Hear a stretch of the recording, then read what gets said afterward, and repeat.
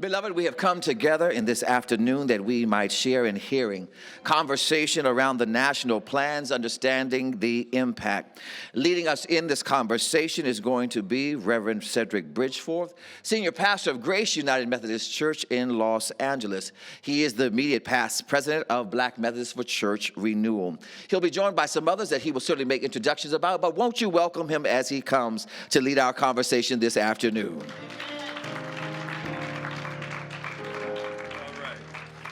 All right. We praise and thank God for this day and for this opportunity that we have to spend together this afternoon talking about General Conference. In your schedule, it says we're talking about the national plans. Actually, what we're talking about is the plethora of proposals that are coming before General Conference. They will have some national and some global implications, but we'll talk about something other than the national plans, just so you are aware. Now, if you want to talk about them, we can talk about them. I just hadn't prepared to talk about them. But that never stopped me before, okay? So we will govern ourselves accordingly. I want to invite three individuals to join me here on the stage. The Reverend Kenitha Bingham-Sai, who serves us at the connectional table of the United Methodist Church. She's going to join us here, and later in the presentation, she will share about some of the proposals that are coming forward. So, Kenitha, we invite you to come forward.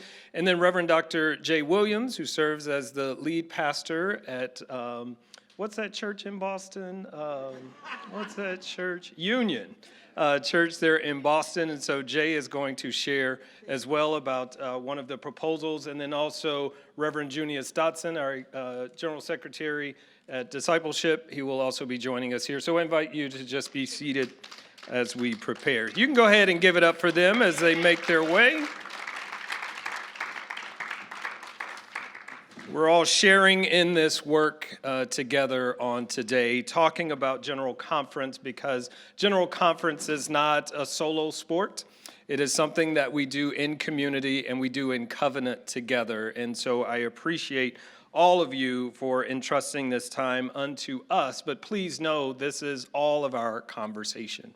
It's not owned by the four of us. It is a conversation for all of us to engage in this day.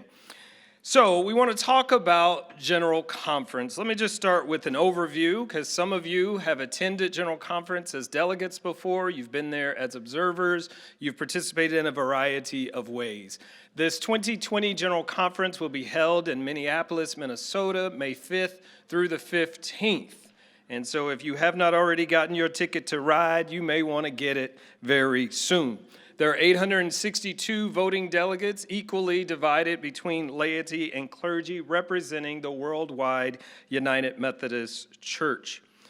We are scheduled to do our work in 14 legislative committees, although all of the work from those 14 legislative committees do come back before plenary, either on the consent calendar or by actual floor discussion and floor vote.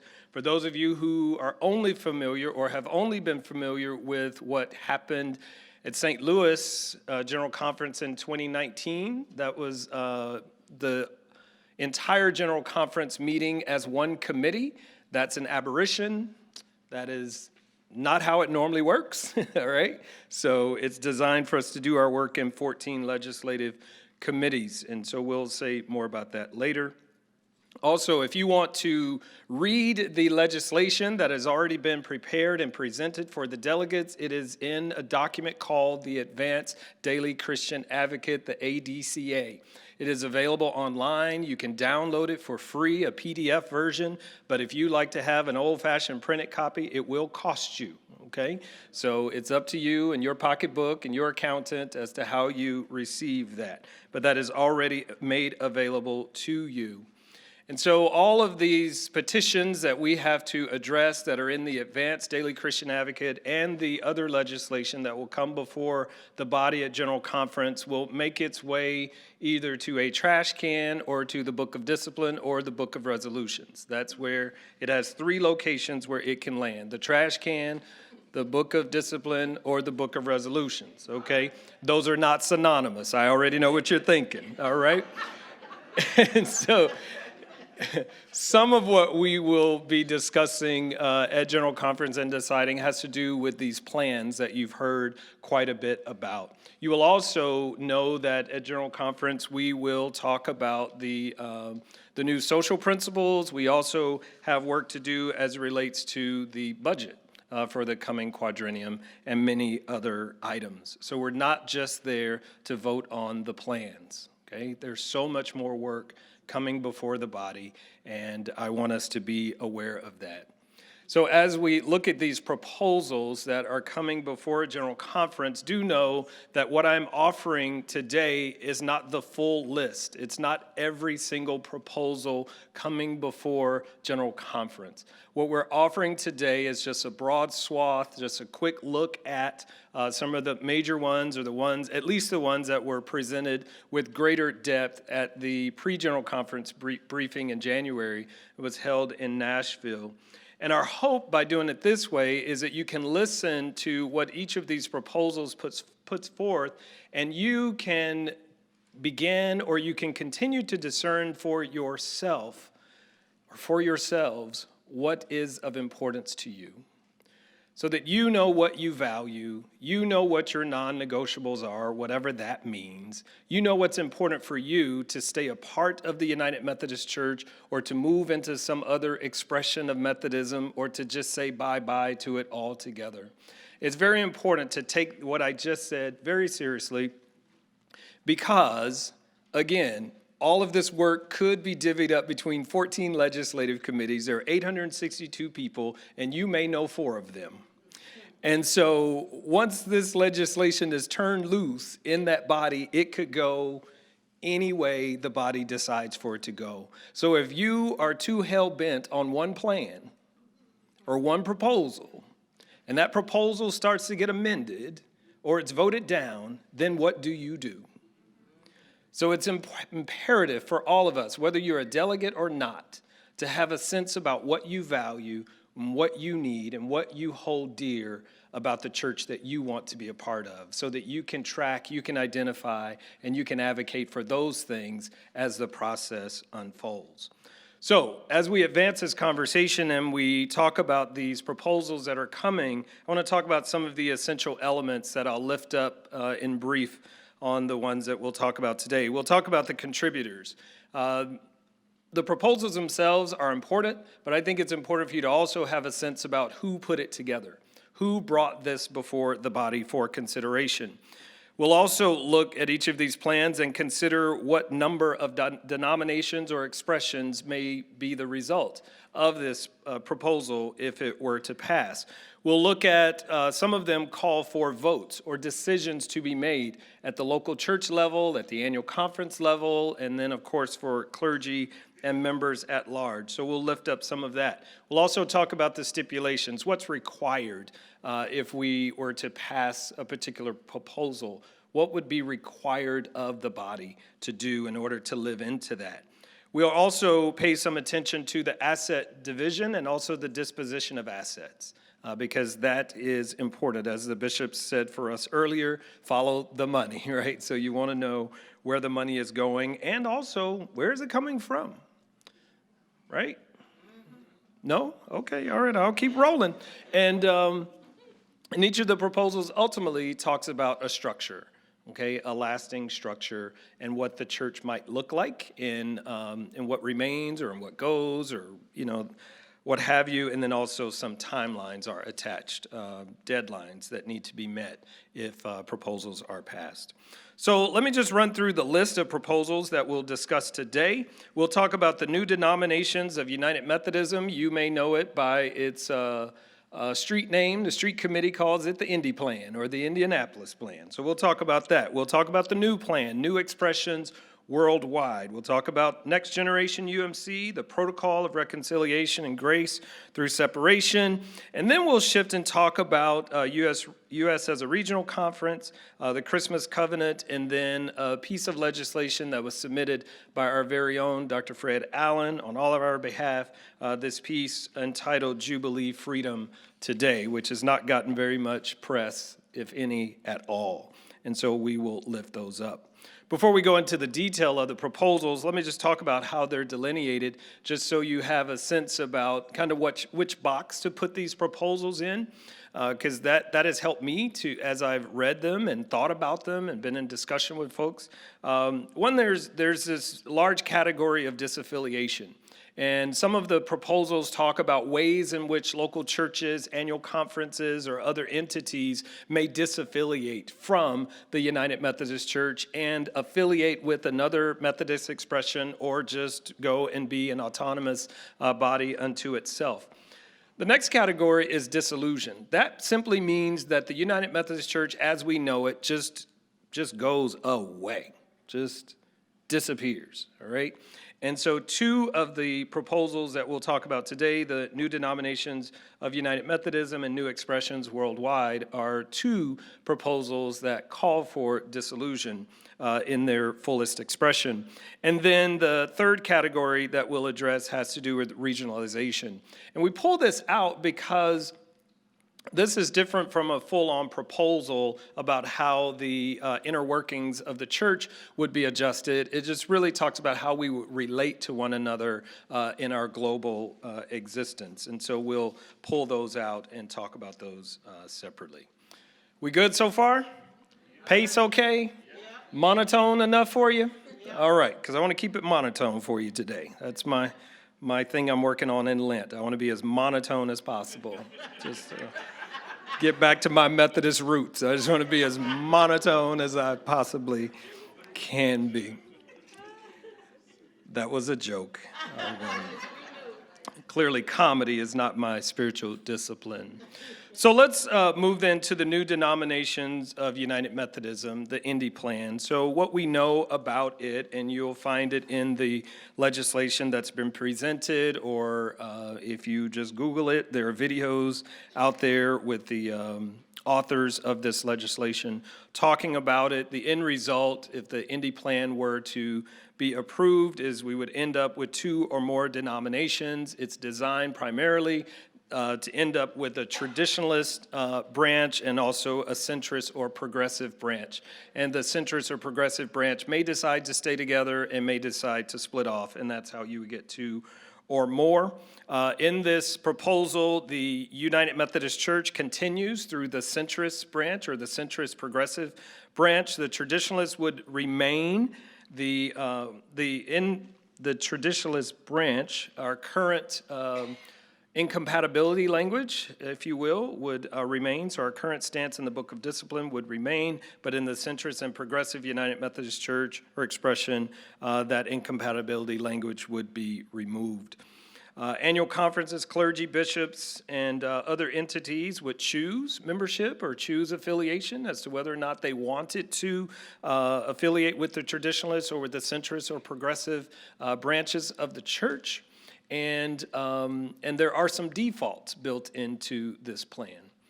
So annual conferences and local churches can vote to be a part of these various expressions, but if they choose not to vote, they default to various branches. So central conferences, annual conferences within central conferences that do not vote to be a part of another expression would default to the traditionalists, and then annual conferences within the U.S. that did not take a intentional vote and pass it would default to the centrist progressive branches.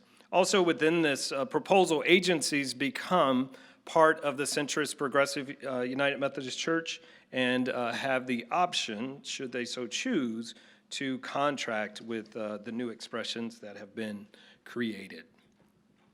We move then to the new plan, or New Expressions Worldwide, and let me pause before I go into that one. I realized there was something I didn't say. I'm just gonna just do what I just did for the Indy Plan. I'm gonna do that for all of these, just in succession, and then I'm gonna pause, take a breath, and then we're gonna hear about three of these from our other panelists here, okay?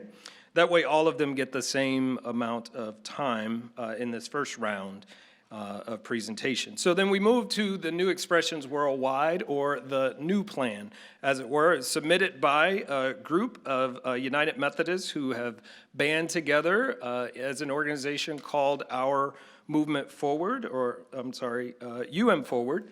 And so, full disclosure, I am a member of that group, so let me just put that out there in case you start Googling and find that. You already know, I said it right here. I do work with that group. With the New Expressions Worldwide, there would be 4 new denominations created. There would be the Traditionalist United Methodist Church, a Moderate Methodist Church, Progressive Methodist Church, and a Liberation Methodist Church. And there would be a council that would be assembled, voted on, signed by General Conference, and that group would then draft a plan of separation to take effect before 2024. And general agencies, again, would become independent organizations, and they would have the ability to negotiate services as they choose with any of those new expressions or even beyond that. Next, we go to the Next Generation UMC. This proposal is informed primarily by the UMC Next gathering that was held not too far from here in Leawood, Kansas in May of 2019. This plan calls for the removal of the restrictions and calls for moratoriums of LGBTQIA plus persons, charges around marriages, and so forth.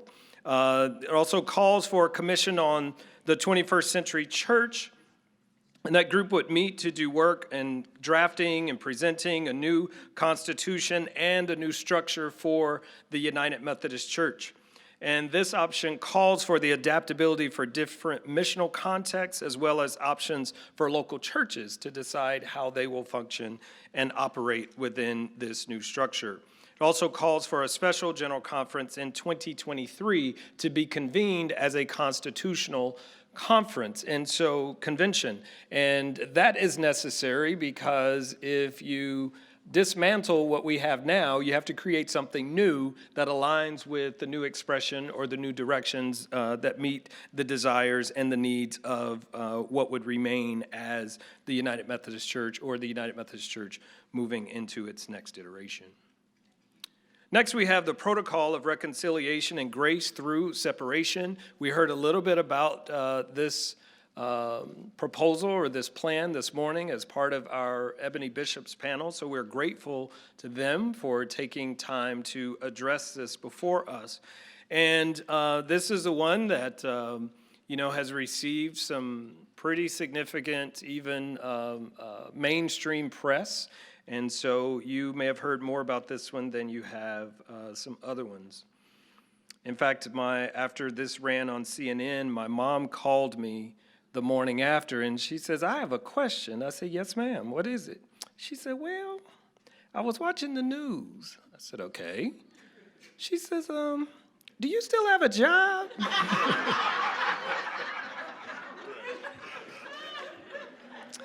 I said, "Mama, turn off the TV. Turn off the TV." So as we heard this morning, a group of 16 individuals self-identified as traditionalist, centrist, and progressive met over a period of time with a skilled mediator and came to some agreements which show up as this protocol for reconciliation and grace through separation. Within it, it creates a separate traditionalist denomination, which receives a payout of $25 million over a 4-year period. There's also a designation of $39 million for marginalized, historically discriminated against communities and Africa University.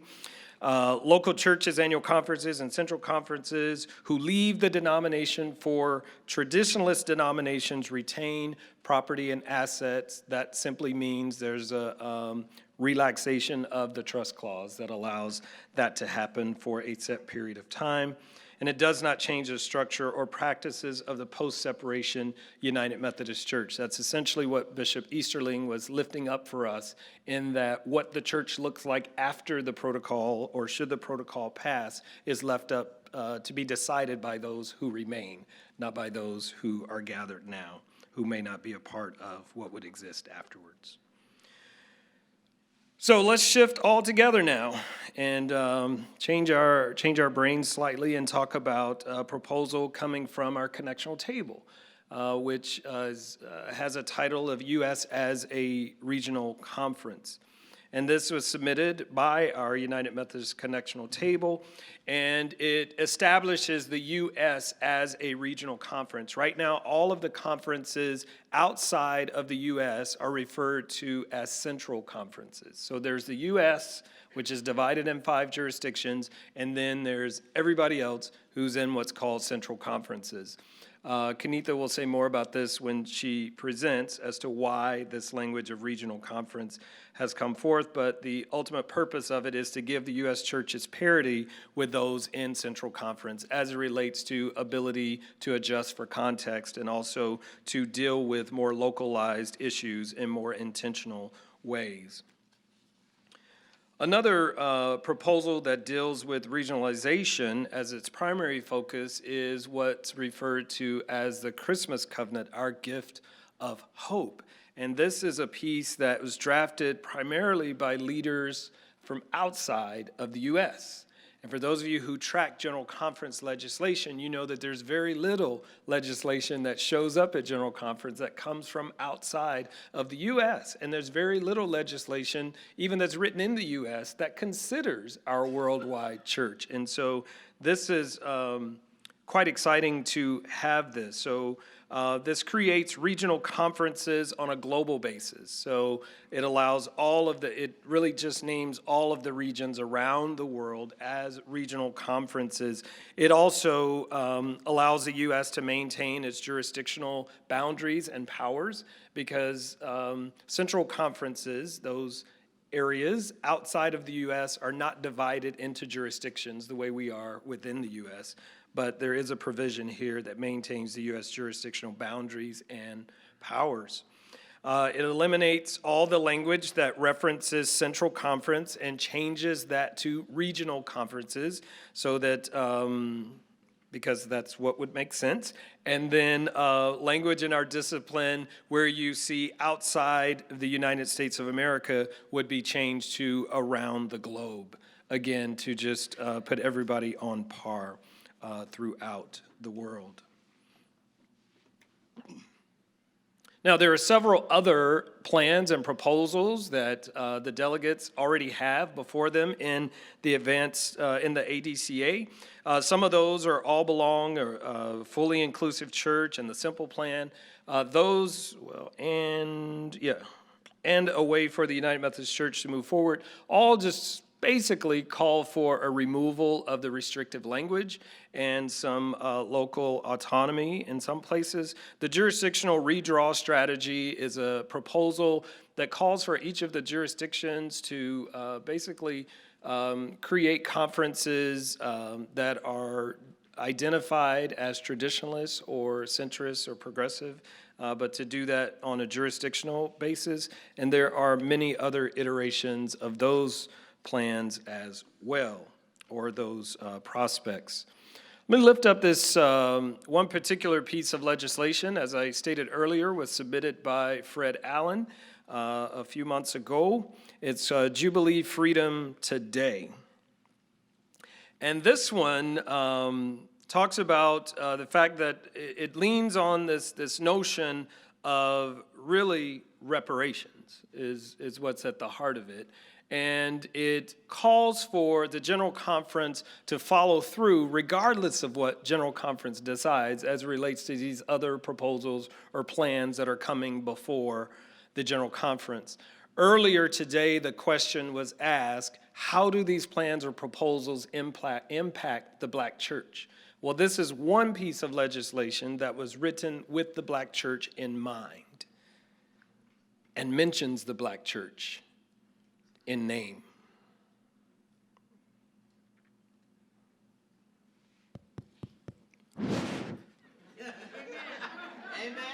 Okay.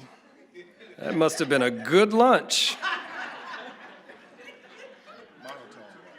Oh, it's the monotone. Oh, my bad. My spiritual gift is working. Well, let me get out a monotone for Jubilee Freedom Today, because it talks about reparations. And this is the one piece of legislation that names the Black church and was written with the Black church in mind. And it says, regardless of the outcome of the General Conference of 2020, these are some things that the church must adhere to, that the church must consider as it relates to the black church.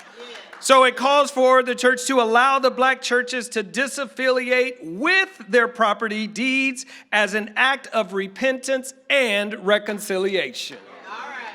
It calls for the church to fund the national plans and Africa University for 12 years. It calls for the church to forgive the debt of small, rural, and urban churches. How many of y'all go to small, rural, or urban churches? Oh, so just 4 of y'all. Oh, so that's why you don't care. All right. But it calls to forgive the debt of small, rural, and urban churches experiencing financial crisis. It calls for the church to empower young adults in ministry. How many of you know that the church needs to empower young people in ministry? And to support cultural competence, communication, travel, training, programming, and to do that globally so that we can get our acts together. And I said acts together. That's what I said. Amen. All right. So, all these proposals, and again, we haven't gone through all of them. These are just the ones we're lifting up today so that you can hear what's out there. And my ultimate hope is that you're listening and you're discerning for yourselves what you value most in your Christian journey, that you would like for the church that you're a part of to partner with you on or to support you in developing. Because these plans or these proposals could land anywhere. Or nowhere at all. All right. So with that, I'm going to yield the microphone now, and we're going to dial it back a little bit and talk about regionalization. Right? Yeah, we'll talk about regionalization. And so Reverend Kenitha Bigum-Sai will share with us a bit.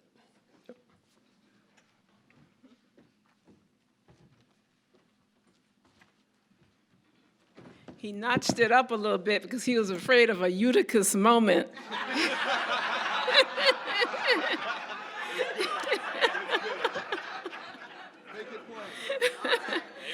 Grace and peace to you in the name of our Lord and Savior Jesus Christ and BMCR. Can we say it is time? It is time. It is past time. That's right. So the connectional table's proposal is about the ability to remain a worldwide church that can do contextual ministry. A church that recognizes that across the globe, we are different culturally, theologically, and we do ministry within very different missional contexts. So how do we begin to look at our governance structure in a way that allows for the adaptability and the contextuality that comes with a worldwide church? That was the beginning of our conversation, worldwide and contextual. How do we begin to move away from being such a U.S.-centric church, a church where when we come to General Conference, we fight about and think about and legislate about probably about 60% U.S. issues? When we look at the number of petitions that come to General Conference, someone has looked at that and said about 60% of them have to do with things that are happening in the U.S. So this is not a new conversation, this is an old conversation. We have talked about these ideas before as the U.S. as a central conference. We continued on the connectional table to talk about legislation of creating the U.S. as a central conference until some of our ebony bishops pulled us aside. And I don't know where Bishop Palmer is out here, and Bishop Swanson was another one, pulled us aside and said, we've got to move away from the language that brings us back to the central jurisdiction, to the painful racist history of dividing people, structurally dividing the church according to race. And so we moved away from talking about this legislation as the U.S. as a central conference to talk about it as the U.S. as a regional conference. So the Connectional Table has been working on this for the past quadrennium. We have worked closely with a number of bodies, including WestPath, because this has to do a lot with our pensions and the structure, legal issues, et cetera. And I know that as I have been traveling around the country, I have heard that WestPath has done 33 presentations in various annual conferences on their legislation as well as this. We have talked to directors of connectional ministries. We have consulted legal counsel. We have talked with GCFA and others, the Council of Bishops, about this legislation. So what I want to say about the CT legislation is that it has been well vetted within the connection. In November of 2019, we presented this legislation as well to the College of Central Conference Bishops, who endorsed it and pledged to support it, and that was significant support and significant affirmation. So what does this legislation do?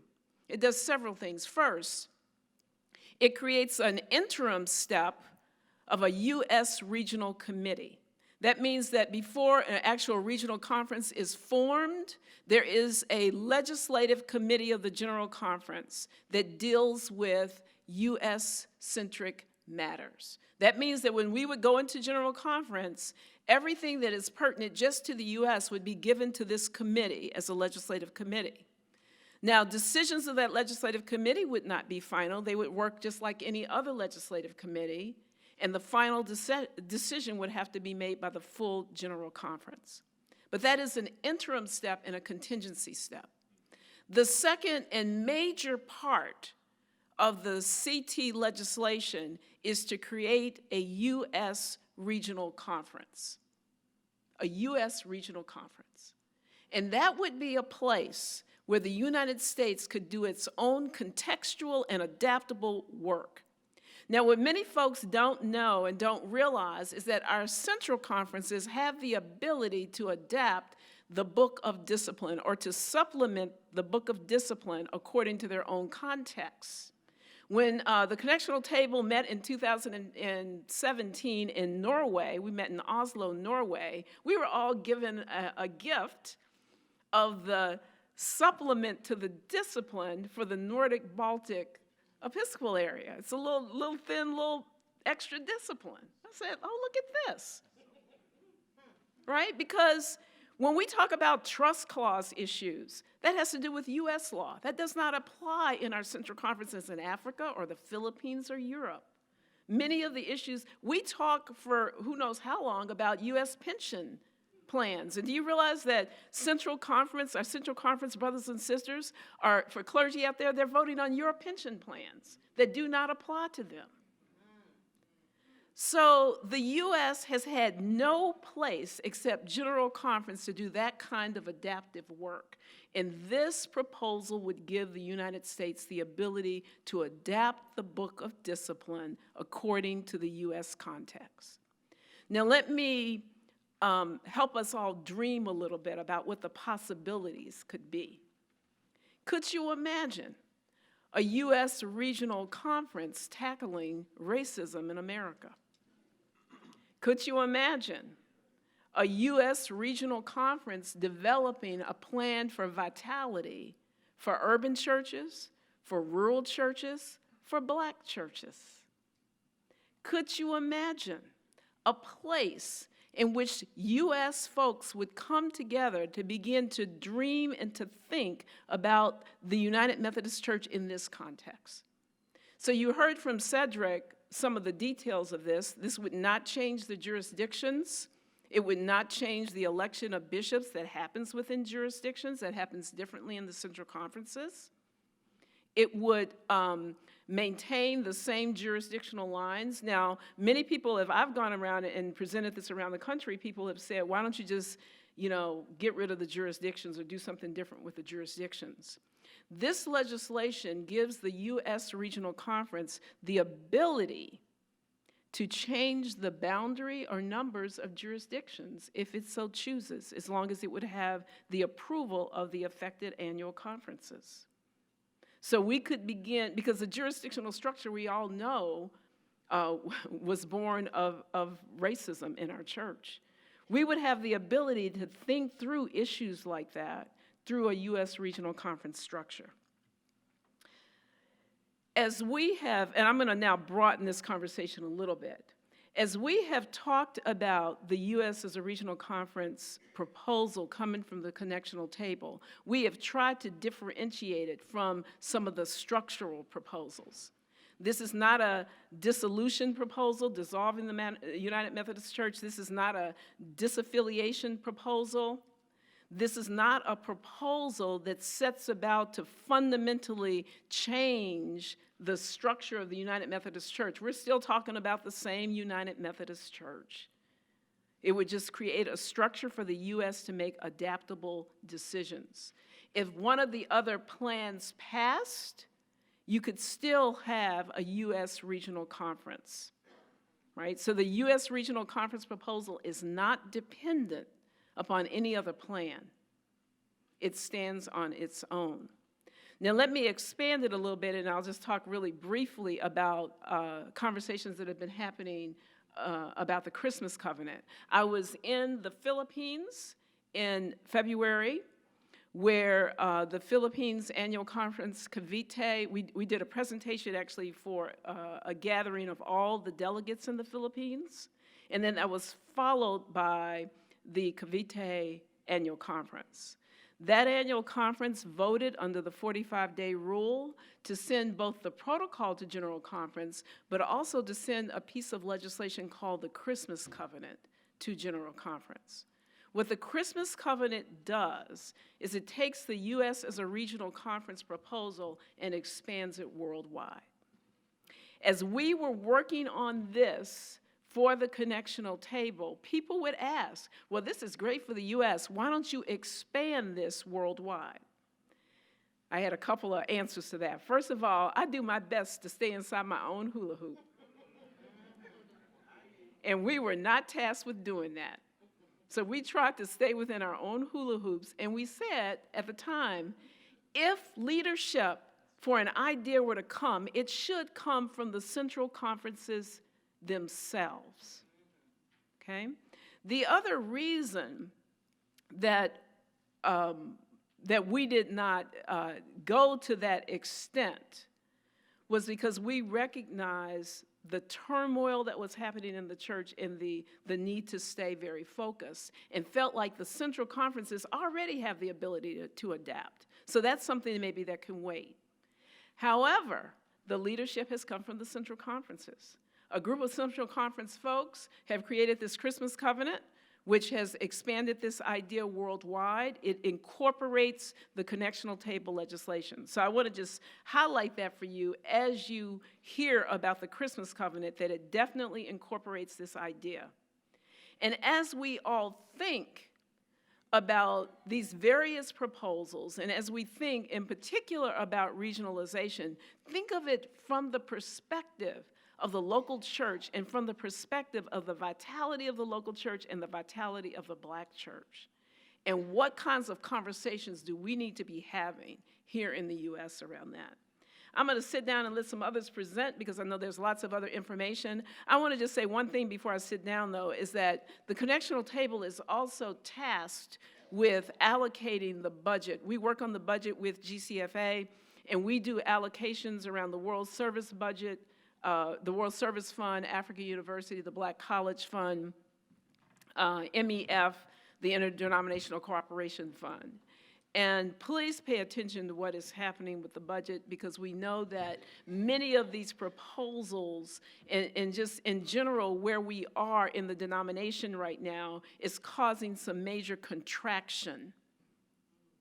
And we were already looking at an 18% reduction.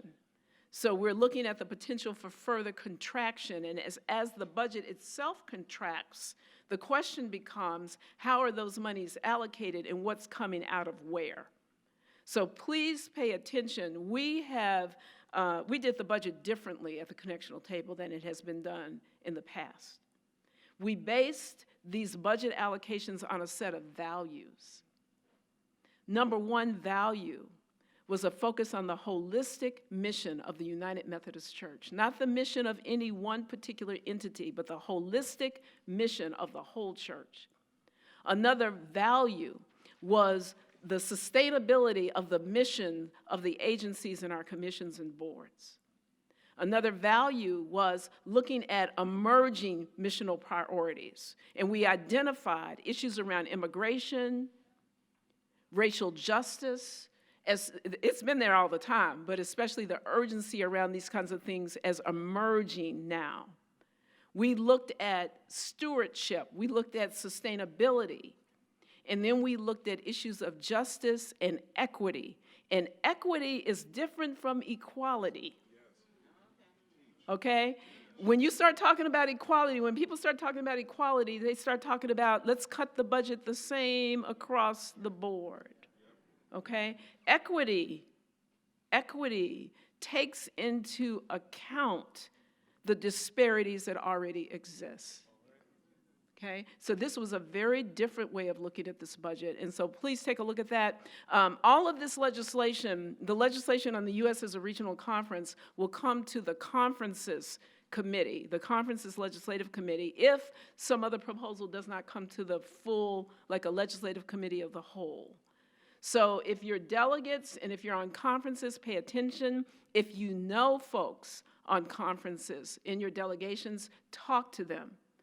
The budget will come to finance and administration. If you're on that legislative committee, pay attention to how those monies are divided, not just the bottom line.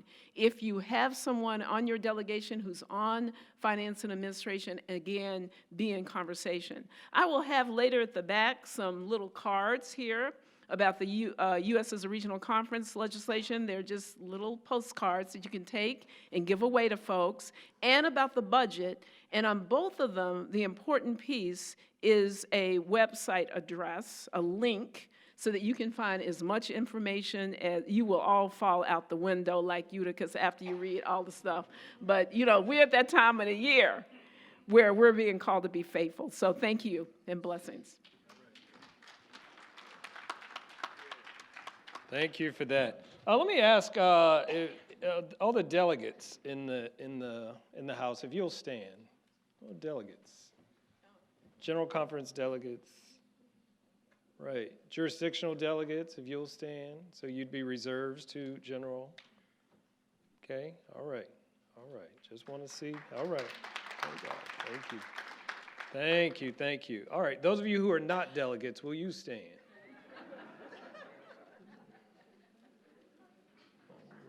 All right. I'm going to applaud you too. So that was a way to get everybody a little stretch. All right. That was the way to do that. That's the way to do that. Equity.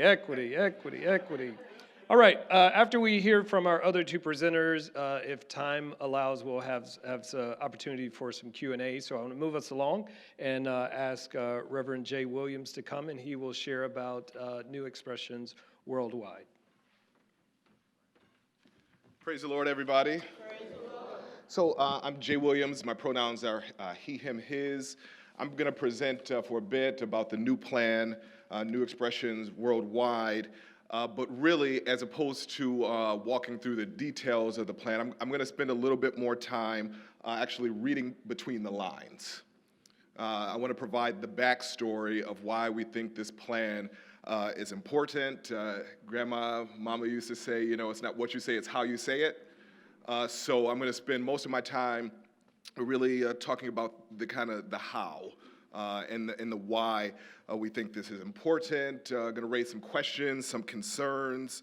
I'll tell a little bit of my story in the midst of it, and I've got 3 simple slides that do a little bit of biblical work, some theological work, and some historical work that puts into context the New Expression Worldwide plan. So so I have the gift and opportunity to chair the delegation from New England, where my membership is, and I'm the lead pastor of Union United Methodist Church in the south end of Boston. The denomination's first predominantly African American congregation to become reconciling in the year 2000. I'm grateful for Union.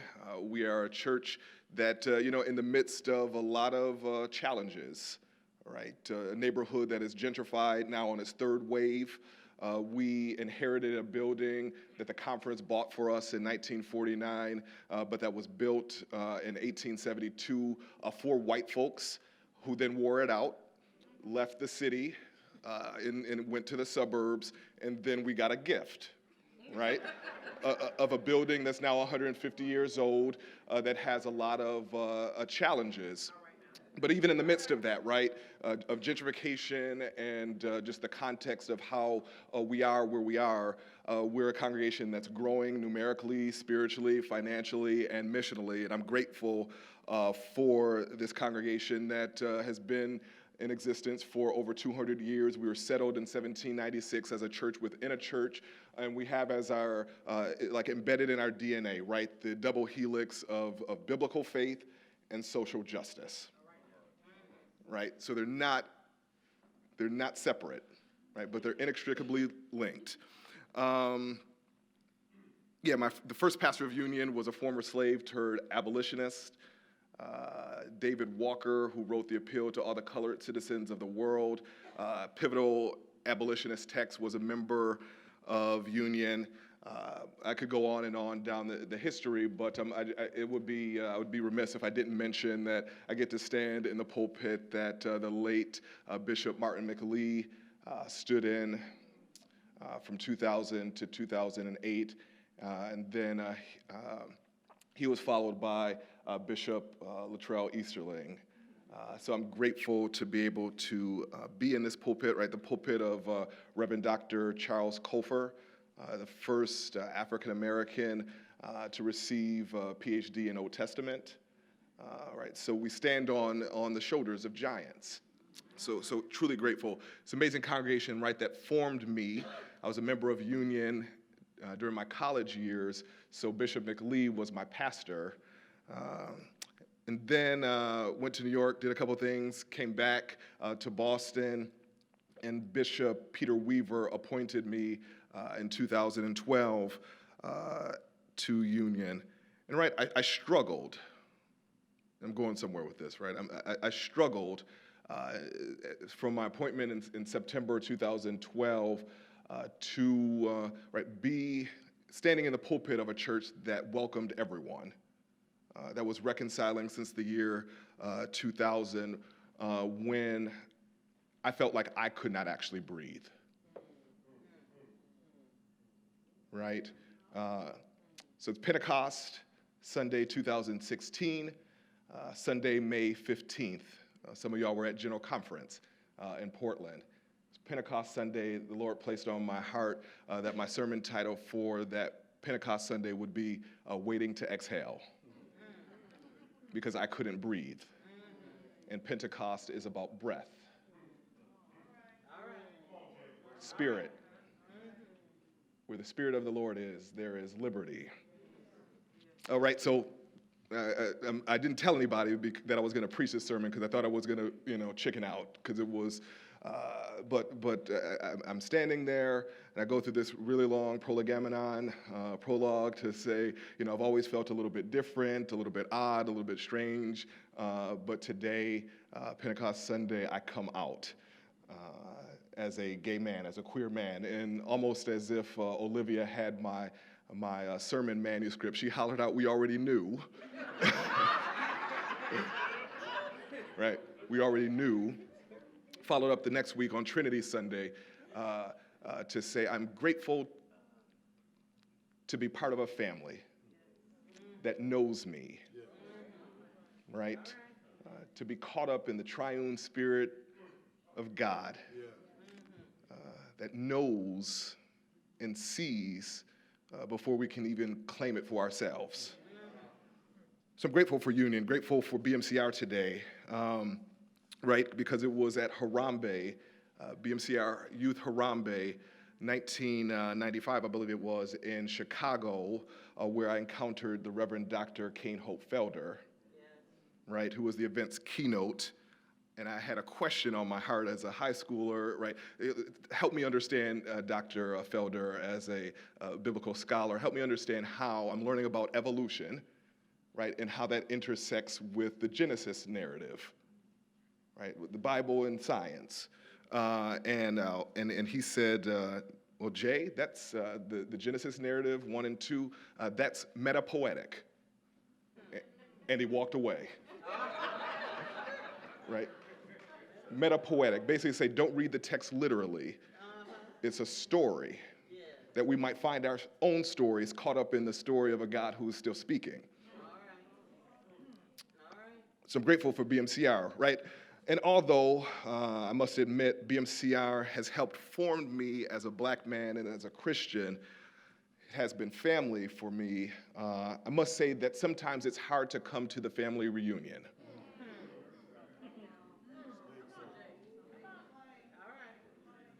Hard to come to the family reunion, the annual meeting, because it's hard to hear, right, when you spend the entirety of your life working through some things, right? It gets triggering to come to a space and to hear, right, from the stage, like we did last night, with all due respect, that homosexuality is a sin, right? Like lying and stealing. Right? It's hard to hear that alongside, right, the prohibitions already in the discipline that continue to weaponize Scripture and put being a self-avowed practicing homosexual alongside of crime, right, financial impropriety, and a list of chargeable offenses. So, right, so these things come together, and it keeps, right, being reinforced in different ways, right? So the criminalizing of being LGBTQ as if, right, it can be reduced to simply bedroom intimacy and sexual intercourse.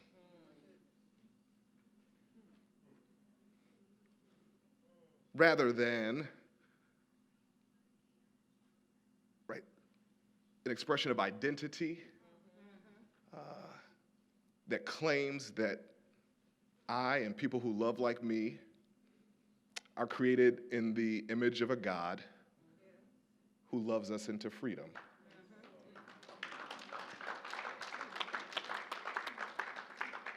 Right, so it becomes challenging, and sometimes it feels like how black churches make a joke. Right, there will be no black church music without gay musicians. Right, to constantly be like the butt of the joke, but not fully seeing who we are in the fullness of who we are.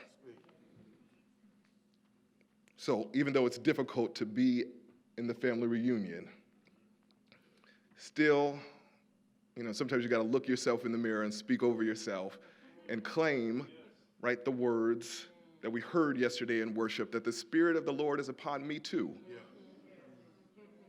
Right, to preach good news to the poor, recovery of sight to the blind, to set at liberty those who are oppressed, and to proclaim that it's time, this is the year of the Lord's favor. So that's what's on my mind, right? And here's the point, right? And maybe we can go to the slide. Right, to set at liberty those who are oppressed.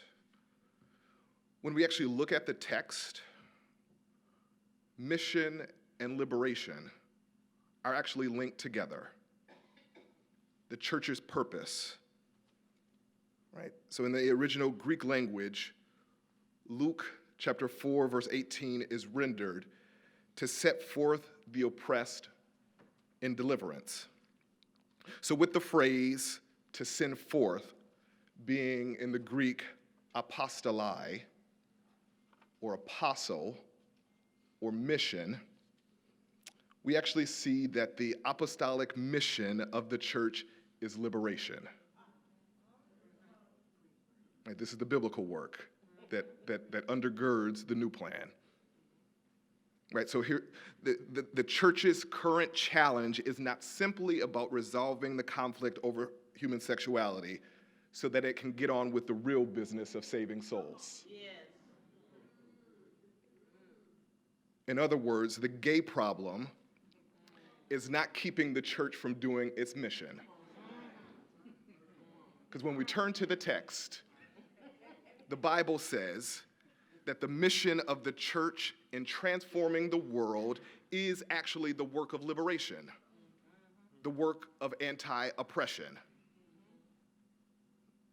Right? That the mission is more than just saving souls, personal religion, but our work, our mission is social salvation too. John Wesley said it, there's no religion but social religion, no holiness but social holiness. So when we take the text seriously, this is where we end up, right? In 1903, when W.E.B. Du Bois asked, how does it feel to be a problem? Right, and he talked about the problem of the color line, right? I'm suggesting that the problem of the color line and the problem of the human sexuality line are actually inextricably linked. They're one and the same. So the fight, the conflict really actually it comes from the same source of heteronormative white supremacy. Divide and conquer, right? Divide and conquer the oppressed, black folks versus gay folks, because when the oppressed fight amongst themselves, then the oppressor wins. So when we fail, right, when we fail to see the interconnection of our oppression and the interdependence of our liberation, then we're actually playing the game that the oppressor wants us to play. But when we turn to the text in the next slide, and we claim that Jesus Christ, not the Bible, is the Word of God, right? Read Article 4 of the Articles of Religion, right? Or maybe it's in the Confession of Faith of the Abraham. It's in the doctrinal standards, right? Right. It's in the standards, right? It says, right? The Bible reveals the Word of God. Right? So Jesus Christ, the Word of God, preached a gospel of liberation, so therefore the gospel is liberation. This is the theological work. So actually the only faithful choice for the church today to claim the gospel, to follow Jesus in making disciples of Jesus Christ, the Spirit of the Lord is upon us. That's the charge. Right? The only faithful way forward is to claim liberation and actually to become what we might describe as evangelical liberationists. The mission, the good news, and liberation are one. All right, so I'm gonna stop in a minute. But look, the moment in the United Methodist Church we know that LGBTQ questions, right, is the hot button issue. So having done a little bit of the theological, a little bit of the biblical, let's just look briefly at the historical, and then I'll move along. Right, the condemnation of queerness, as I said, is directly connected to the condemnation of blackness. So let's look at the Methodist history of harm. Right, 2019 happens after decades of fighting, but 2019 is the result of 1972, where the incompatibility language enters into the Book of Discipline, which is importantly just 4 years after, right, the end of racial segregation as codified in church law, right? So we just passed the buck, right, from black folks to queer folks. Right, 4 years later, it's 3 years after the Stonewall uprisings in New York and free love movement. So we just pass it, right? 68 connected deeply to 1956. Clergy women finally get the full clergy rights in the church. 56 connected to 39. Right, reunification of the Methodist Church and the Methodist Episcopal Church South is contingent upon the formation of a racially segregated jurisdiction, the central jurisdiction, right? So 39 is then connected to 1844, where the denomination splits over slavery.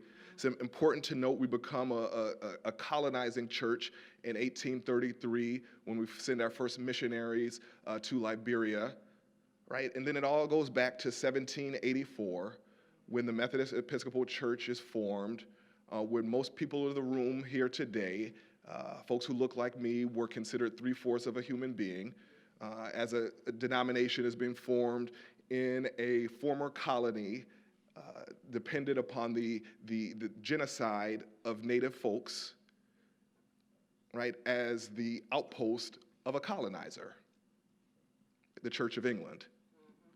Right, so it's our story, our history connects deeply race and class and gender and sexuality and colonialism. Which is to say,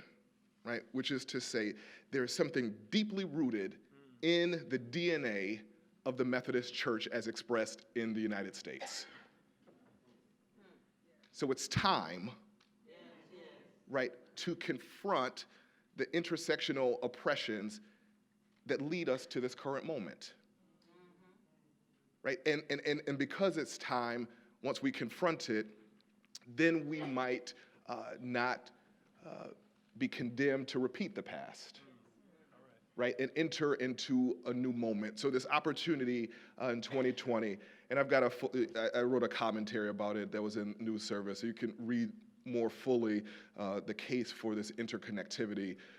It just says, right, we have a moment in 2020 to do something differently, to confront our past so we don't continue to perpetuate it, so that in 4 years and 8 years, we're doing the same thing, right, we're here again, our children and our children's children, because we've just passed it down, oppression, to the next group. What would it mean then to undo Methodism in the global church as we know it, and create, to form a church rooted in the values, right, the true values of the gospel of Jesus Christ? Right, to claim liberation. Because the Spirit of God is upon us. Right, the new plan, right, it says dissolve, right?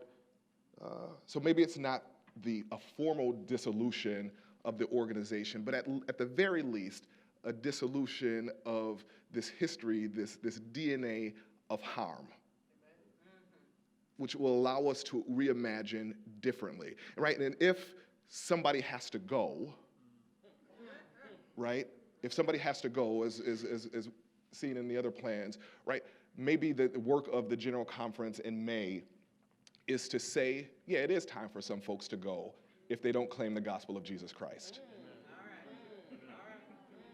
Right? Because if the mission of the church is to make disciples of Jesus Christ, look, we have to ask the question, well, which Jesus are we following?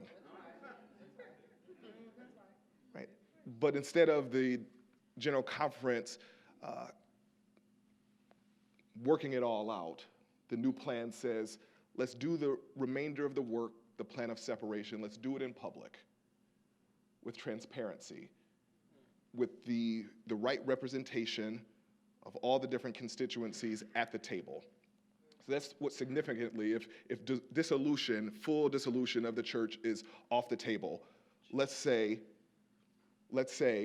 transitional council, right, that would then do the work of planning separation, present it to a special general conference occurring before 2020 so that we can get on with the work, the mission of the church of saving souls, of society, even the soul of the church. Thanks be to God. Amen.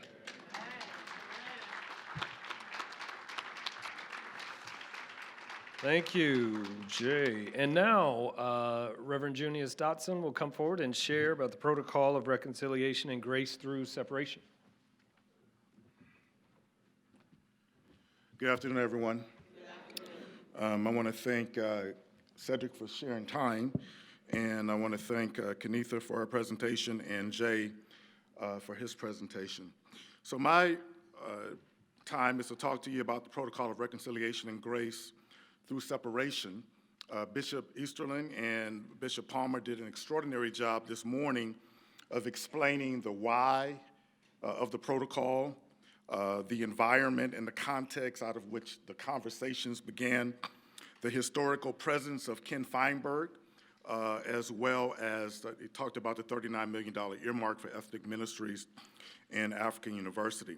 So I want to use my time to speak to some of the aspirational goals of the protocol and process. The protocol, I believe, creates for us a clear process in the midst of all of the plans that are before us, and you've heard many of them, that call for the dissolution of the United Methodist Church. It provides us a clear process that enables the church, the United Methodist Church, to continue while honoring and respecting those who believe based on their convictions that they must separate in order to live out their convictions with integrity. The protocol charts a new path while accommodating new denominational expressions. The protocol envisions, and this is where we agree on, I agree with much of what Jay just shared with you. The protocol envisions a post-separation United Methodist Church that would strive, this speaks to what Kenitha just talked about, to create a structure of regional conferences to facilitate ministry adaptable in regional contexts. So the protocol is not in conflict with any proposals that deal with regionalization. The protocol also envisions that the post-separation United Methodist Church would repeal the traditionalist plan and that it would remove all restrictive language related to LGBTQ persons. Amidst all of the plans for dissolution, what I want you to hear is that the United Methodist Church stays intact. But what I don't want you to hear is that it stays intact as a status quo. We are going to be moving to a period, an intentional period of reformation, reform, innovation within the life of our denomination. And so, as it relates to the protocol, if an annual conference or a local church wishes to remain in the United Methodist Church, there's really nothing they need to do, right? No annual conference is required to take a vote. This is the mainstay. No local churches required to take a vote unless there's a 20% trigger in an annual conference. And if that vote happens, if a 20% of persons who are a part of an annual conference at that particular meeting call for a vote of that annual conference, then that would trigger a vote. And if that were to happen, then the voting threshold for that annual conference to leave would be 57%. And I will say to you, 57% is one of the last things that was mediated. And there were some who were in favor of a simple majority. There were some who were in favor of a 2/3 vote, and 57% is somewhere right there in between. If this threshold, 57%, is not met, then the annual conference remains in the United Methodist Church, and local churches remain in the United Methodist Church unless they vote to separate. If you are a member of an annual conference that votes to separate, then the local church can vote to remain in the United Methodist Church and move to another annual conference. Now, I would imagine that the vast majority of annual conferences will not face votes. Would also imagine that the vast majority of local churches would not face votes. But it's possible. New denominations. So the protocol calls for the ability for new denominations to emerge. And if there's a group of persons who say, hey, we want to form a new denomination, they would have to share their intent to form this new denomination by May 15th, 2021. They must meet requirements for qualification before churches or conferences could affiliate with this new denomination, part of the pre-qualification phase. And thank you in advance for reading the legislation. The legislation, as you read the legislation, qualification is as a two-part process for new denominations to form. There's a pre-qualification phase, that's qualification phase. And in the pre-qualification phase, they must propose a distinct legal existence, polity, must follow United Methodist doctrinal standards, propose an ecclesiastical governance structure, and they also have to have a written intent to align from at least 100 United Methodist local churches. So that's the pre-qualification phase. Now, what happens in the pre-qualification phase is once those requirements are met, if I'm a part of a leadership team, we want to start a new denomination, we go through that first phase, then we would have the opportunity to share, hey, these are our plans with other churches who might be interested in joining this new denomination. So once that happens, there's a second phase of that. The second phase of that's a qualification phase. And part of one of the only differences in the qualification phase, two of them, number one is the churches you actually have to have those churches. So in the pre-qualification phase, they say, we intend to do this. In the qualification phase, they actually have to vote to do that. And the second piece that happens in the qualification phase is a test of viability. The test of viability in order to utilize the services of WestPath. In other words, for this new denomination to assume the unfunded pension liabilities of all clergy or employees who would be a part of that new denomination. Now, if that new denomination did not meet the test of viability, it would not preclude them from starting a new denomination. Simply means they would have to utilize a third party in order to assume those unfunded pension liabilities. So, choosing new denominations. Central conferences can leave with a 2/3 vote, but this has to be done by December 31st, 2021. Annual conferences could vote to leave. And what I want you to hear in terms of these deadlines is process, right? And what I want you to imagine in your mind is that post-general conference, we move into an environment that's filled with more certainty, at least in terms of process. Though we can't determine the outcomes, we know what the process is, as opposed to a chaotic situation where we're leaving general conference and everything is just up in the air. So annual conference voting to leave the denomination to unite with a new denomination pursuant to the protocol would have until July 1st of 2021 to vote. And again, that threshold is 57%. And annual conferences within central conferences, their voting deadline is July 1st, 2022.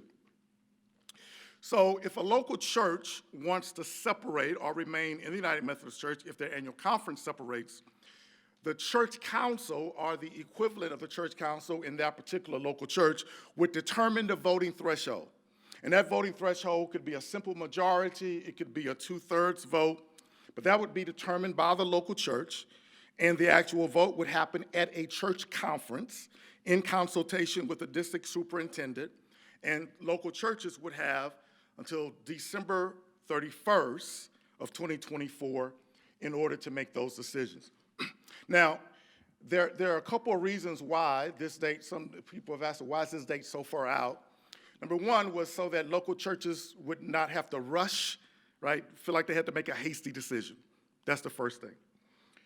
The second thing is that this also gives us time as we talk about the vision of the post-separation UMC to say, well, here is another level of accountability in that local churches would have until December 31st of 2024, right? In other words, that's going to be a period of time where the rubber is going to hit the road, where we're going to know exactly what is happening in the post-separation UMC, and if we are really on a road to reformation. Are we really on a road to budget reset? Are we really on a road to imagining different ways of delivering general church ministry? Are we on the road to being the type of church that God is calling us to be? Clergy, by default, remain members of their annual conference unless they choose otherwise. To remain part of the United Methodist Church, if the annual conference is leaving, have to notify their DS, and there's a potential transfer to a new annual conference. Let me also say that annual conferences and local churches who are leaving the denomination must relinquish all ecumenical relationships with other denominations. So once they make that vote to leave, they go form a new denomination, then they'll have to negotiate those relationships amongst themselves.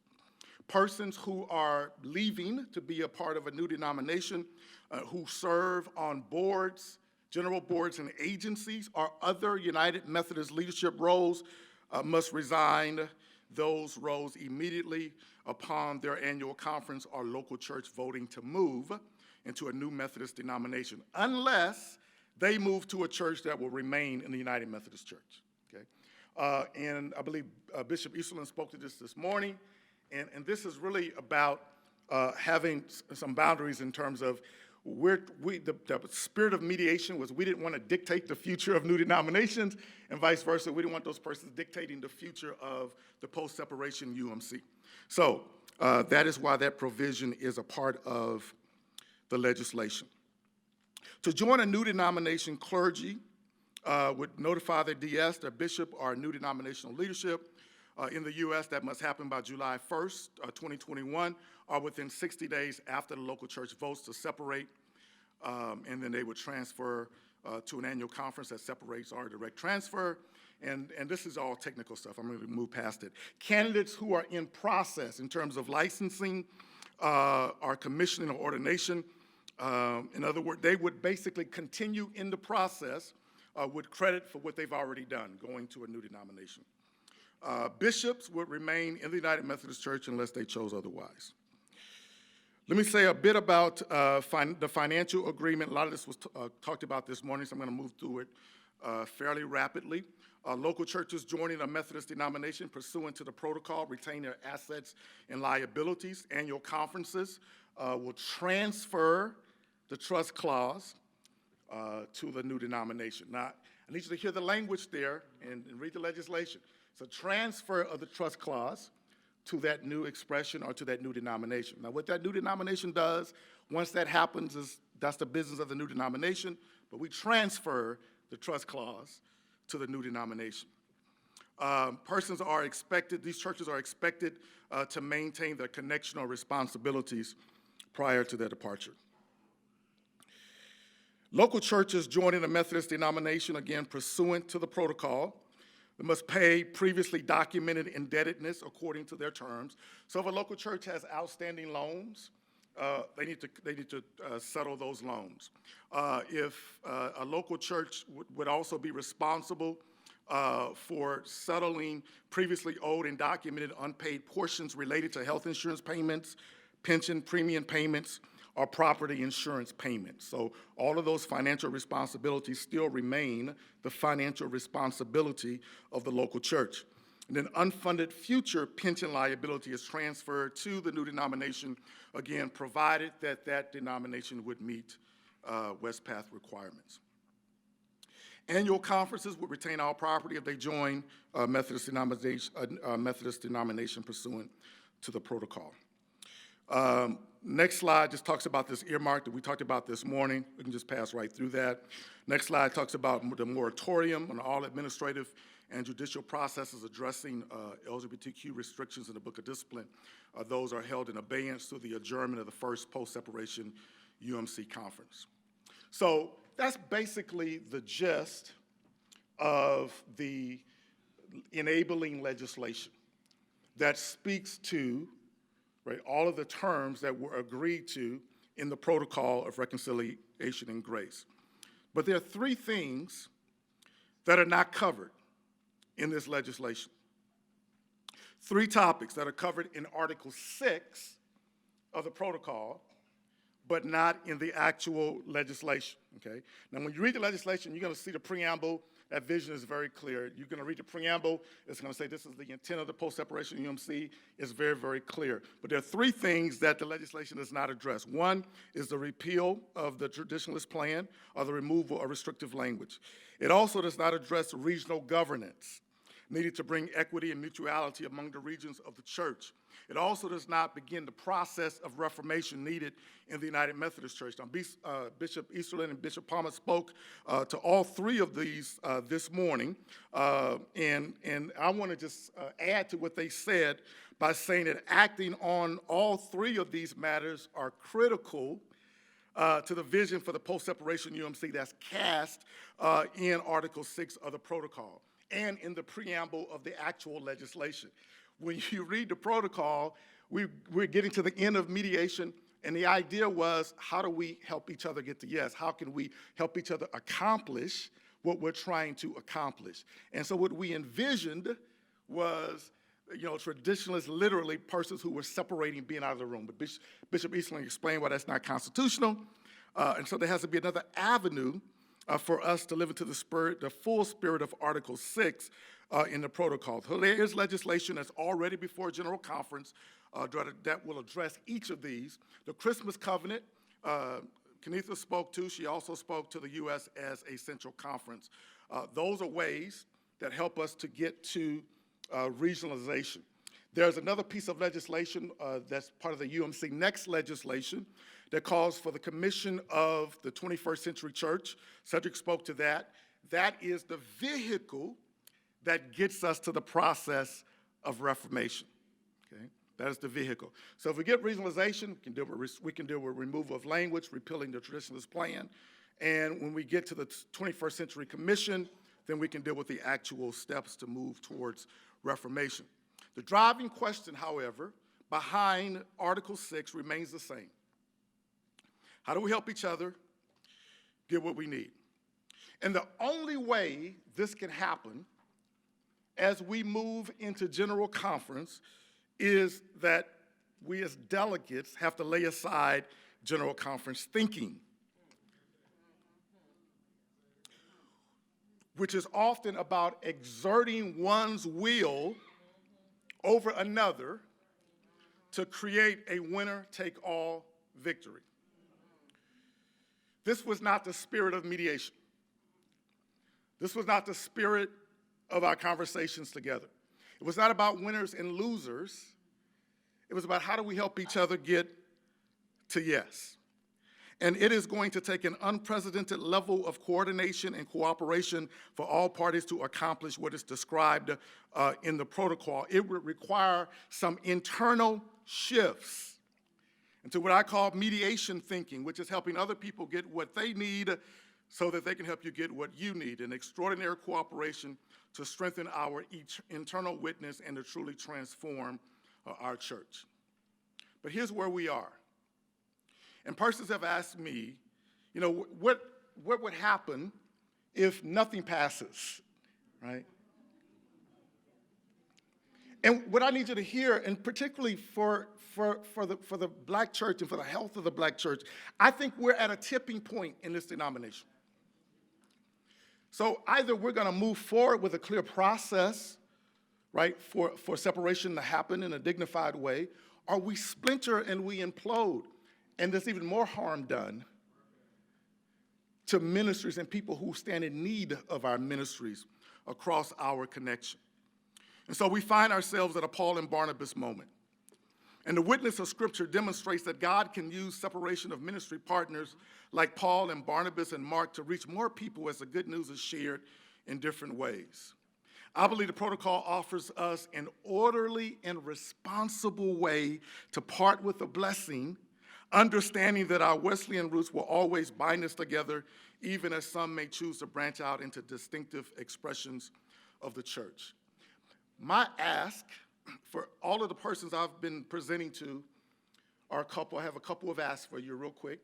One my ask is that you would write to the Commission on General Conference and ask that two pieces, at least three pieces of legislation are prioritized, right? The protocol, regionalization, and the Commission on the 21st Century Church. And this would allow us to be able to deal with this legislation as a committee of the whole and to make some decisions early on in General Conference. And if we make these decisions early in General Conference, it will affect and impact every other piece of legislation that is before us as a body. And so I would ask you to do that. The second thing I would ask you to do is to publicly support the protocol. So I'm inviting you now to embrace the future and all of its transformational possibilities. Friends, we can get to yes. My prayer is that we'll have the courage to vision beyond what we can see right now, and that God will grow our adaptive capacity and grant us the creative imagination to see with spiritual eyes that we might experience the supernatural power of God at work in us in Minneapolis, Minnesota. Thank you so very much.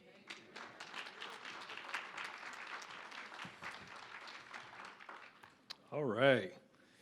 Well, thank you to Reverend Jay Williams, Reverend Kenitha Bingham-Tsai, and Reverend Junius Dotson for enlightening us on regionalization, on the new plan, and also on the protocol. So I'm grateful to BMCR for allowing us this opportunity to raise these items for you. Again, our hope is that you are listening intently, that you're actually reading legislation and zeroing in on what's important to you, so that you can have conversations with delegates and even just within your local context about what matters most, because it's time for us to be clear about who we are and what we need in order to live forth as disciples of Jesus Christ. So thank you for this time, and we'll yield back to Reverend Tony Love. Thank you.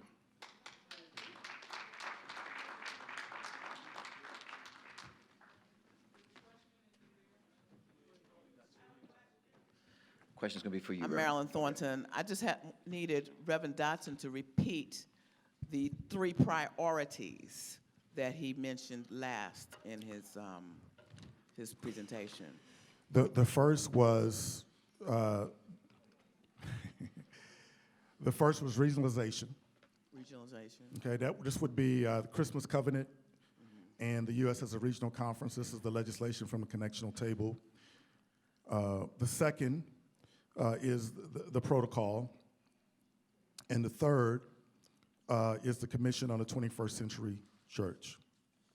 If I were to offer some broader lens as we think about what would make an effective and successful general conference, and Kenitha and I have been in conversation about framing. Regional governance is essential to this. Reconciliation and grace, right? To move beyond. We talked about talking about where we are right now as a denomination. We are in a state of paralysis, right? Because we have to move beyond uncertainty. And this is where we are as a denomination. We are in constant uncertainty. This affects everything. It affects all decision making. And it's always, we can't make a decision until we find, well, let's wait to the next, let's wait, well, let's wait, well, let's wait. And so in the midst of that, nothing happens. And then the third piece would be, what does it mean for us to be a vital and connectional church? So those would be the 3 major frames or buckets that would be, I think, essential for us to have an effective general conference. Thank you very much.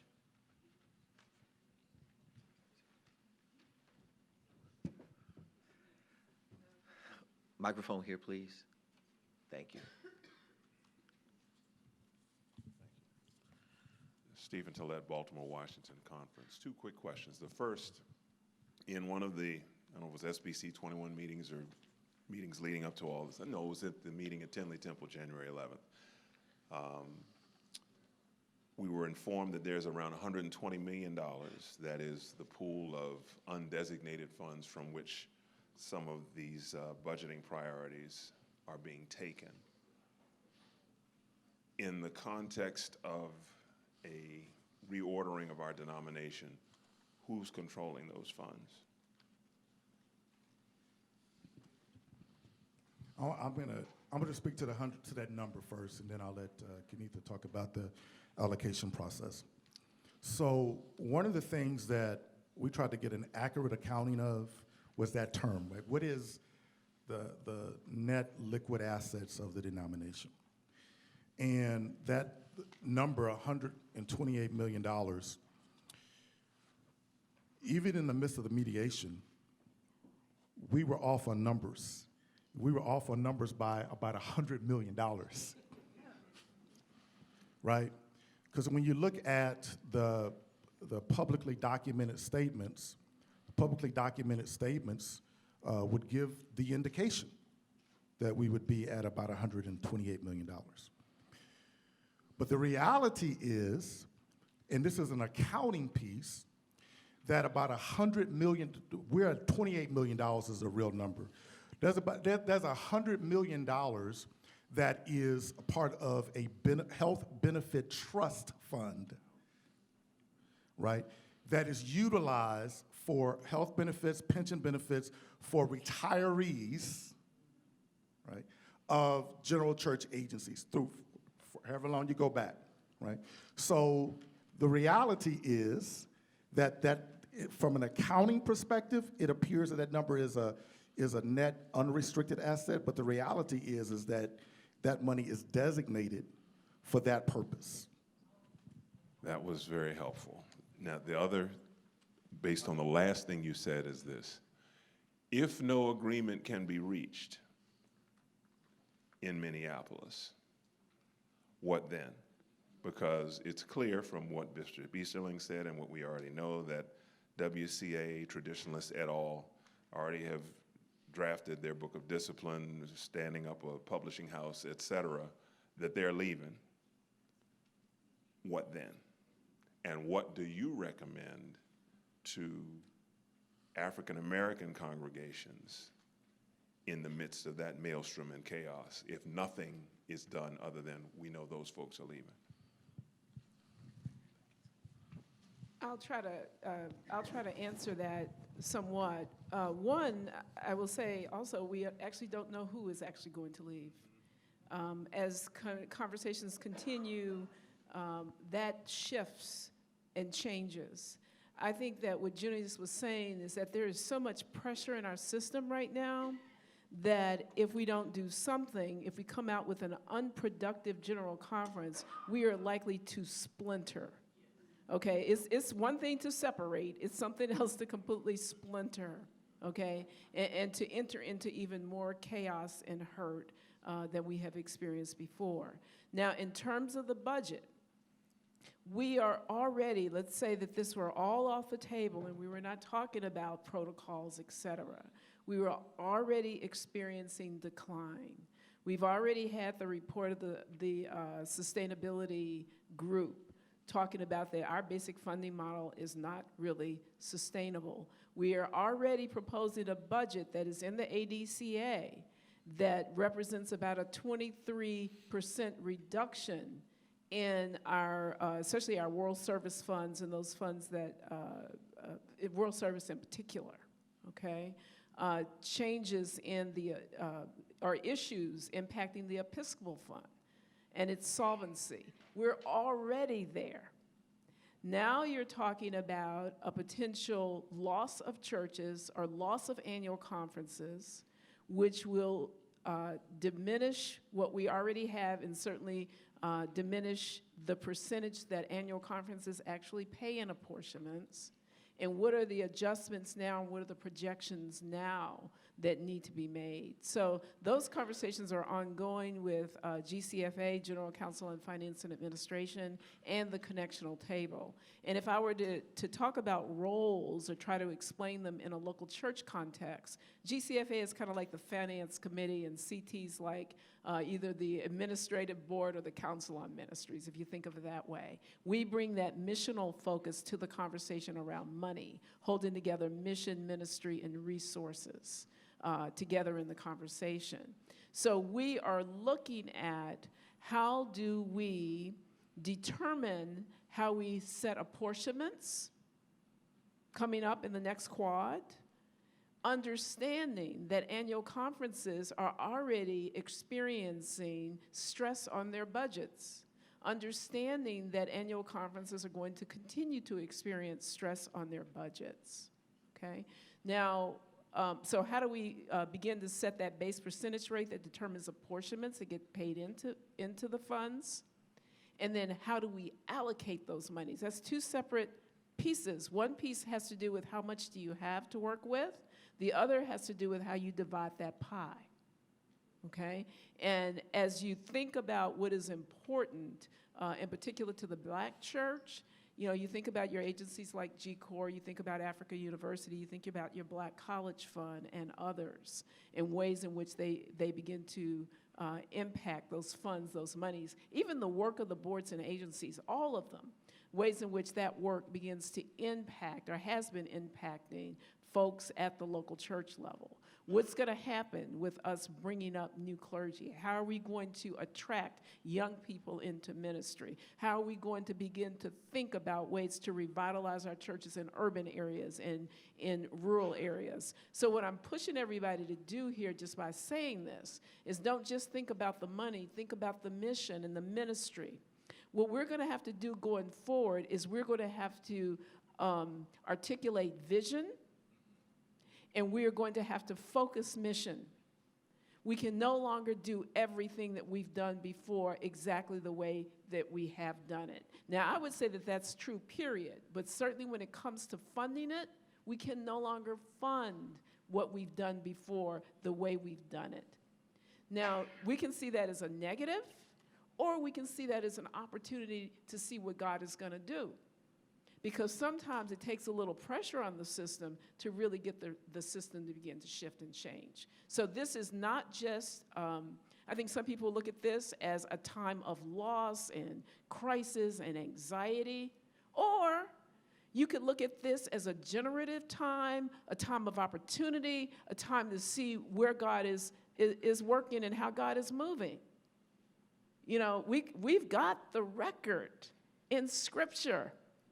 God didn't need a big budget. And God sure didn't meet, you know, Jesus had 12 disciples and one of them kind of messed up. Actually, a couple of them did.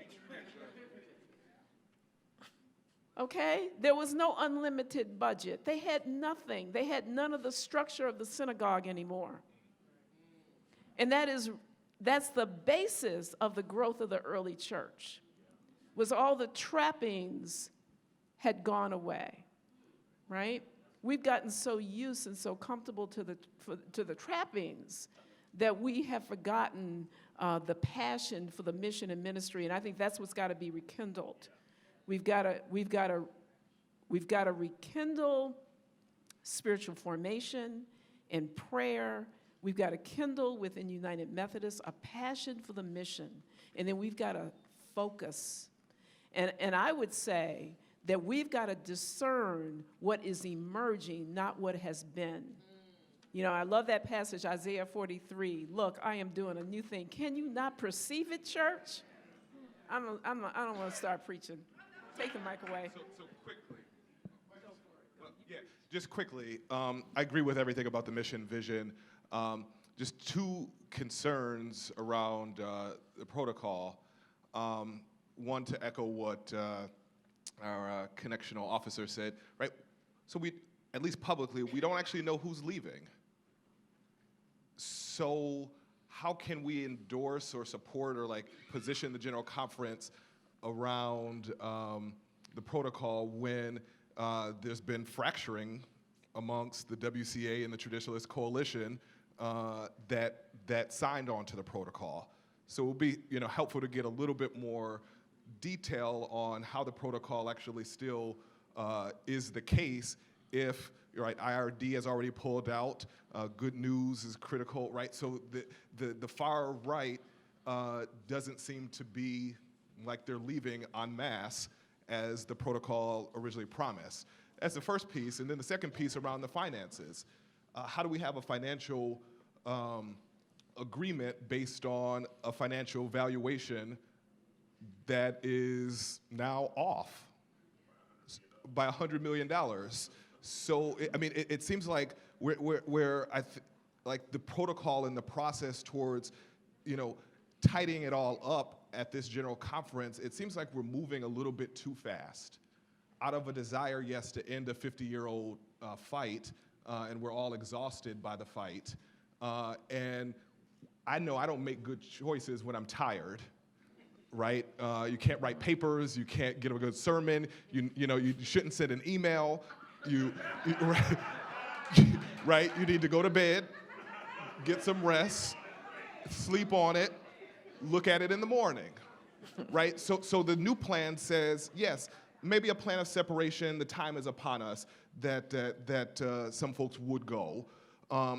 But so let's, as a general conference, agree that some separation is needed, empower a transitional council in order to guide that separation, because to authorize a deal based on numbers that are now significantly off, with a promise of $25 million out of 28, that and 39, right, which is not new money. So there's something around the finances and the actual who's leaving that makes the protocol a little bit concerning. This will be our last question. Yes, sir. I'm Luther Felder, and I represent, well, I guess not alone, the collegiate community. We are parents to some colleges that are certainly interested in this conversation. In fact, are probably deeply disturbed by it, more than, in many instances, our churches. And so I want to know what conversations are going on. What do you say to the collegiate communities that are looking with great interest and certainly great anxiety to these concerns? I will start, and certainly not be the last voice. We were in the process of determining the budget and determining how the budget would be allocated. Connectional Table is responsible for MEF funds and for the Black College Fund, as well as for the World Service apportionment to GBHEM, for instance. And so we went through a process where we were in conversation with folk across the board around mission and ministry and emerging missional priorities, et cetera. With all of that, we were also looking at the percentage of our budget that goes toward some kind of education. And so all of that was involved in the process that we've already gone through. Now, maybe further adjustments are going to have to be made as we approach General Conference and even after, because we don't know what's going to happen. But what I would say is that there needs to be some missionally grounded conversations that look at what we do and how we do it. Because we're not talking about snipping a little bit off the ends. We're talking about the kinds of changes in the budget that really push us to significant reimagining of the mission. So that's what I would say, and I would say that in those conversations, we need to make sure that everybody's at the table. And especially that the voices of our historically Black colleges and universities are at the table. I just want to, I just echo what Kenitha said. I do want to say, the question was asked, well, who's leaving? And, the protocol calls for $25 million for traditionalist denominations. And is there splintering among traditionalist folk? Well, one thing is clear, they may not all be going the WCA way, but that doesn't mean that those who are incompatibilists still don't have plans to leave. And I need you to hear that the $25 million is for all traditionalist denominations that come out of this protocol, be it 2, 3, 4, whatever the case may be. That's an important piece for you to hear. And then the second thing I would lift up to you is there's a process for that, right? There's a process for new denominations that want to form. There are no restrictions on that. And then secondly, there are clear deadlines and timelines which allow us to be able to care more reasonably for financial issues and financial concerns. I just want to reiterate where we are right now as a denomination is not a very healthy space financially. It's hard to make decisions in situations of such uncertainty and chaos. So we have to bring some certainty, some levels of certainty to this process sooner rather than later. and even the creation of another commission to basically do work that would lead to agreements, that would have to come back to another general conference. It just puts us another 4 years of being in a chaotic, uncertain environment. And in the midst of that, splintering is already happening, and Perch is already making plans for separation. So the key is how do we begin to bring some order to this and bring some sense of certainty to where we are. Lastly, and I'll be quiet after this, is I want to go back to the future of the post-separation UMC. We have an opportunity to create a bright future. We have an opportunity to come to the table and have an opportunity to say, this is what we want this church to look like. This is the priorities for this denomination. This is how we want to live into what God has called us to be. So I want to just reiterate what Kaditha has said about that focus on mission and vision and how we get there in an effective way. Thank you for your questions. We thank our panelists for certainly sharing with us and their answers. Can we applaud them once again for their great work?